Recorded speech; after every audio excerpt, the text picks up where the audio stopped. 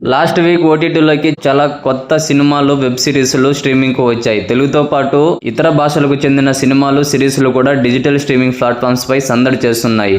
అలాగే వీటిలో suspense, horror, crime thrillers, comedy, family entertainers ఇలా అన్ని రకాల జానర్లకు చెందిన సినిమాలు, సిరీస్లు కూడా ఉన్నాయి. అయితే పోయిన వారమే ఓటీటీ స్ట్రీమింగ్ కు వచ్చిన ఒక హారర్ థ్రిల్లర్ సిరీస్ ఇప్పుడు టాప్ ట్రెండింగ్ లో దూసుకెళ్తుంది. ఒక ఇంట్రెస్ట్ అయిన స్టోరీ, స్క్రీన్ ప్లే, సీన్స్, ఊహించని ట్విస్ట్లతో ఆడియన్స్ కు ఒక కొత్త థ్రిల్ అయితే అందిస్తోంది. ఈ సిరీస్ యొక్క స్టోరీ విషయానికి వస్తే ఇదొక మైథాలజీ క్రైమ్ థ్రిల్లర్.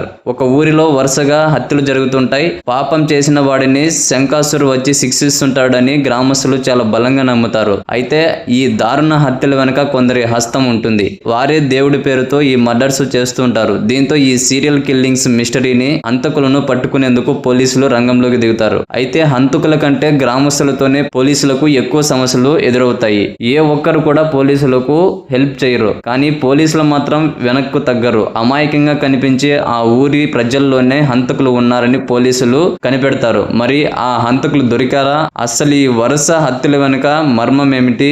మధ్యలో శంకాసుర స్టోరీ ఏంటి అన్నది ఈ సిరీస్ యొక్క మిగిలిన story. Present OTT top trending లో దూసుకుపోతున్న ఈ సిరీస్ పేరు దేవ్ఖేల్. ఇదొక మరాఠీ వెబ్ సిరీస్.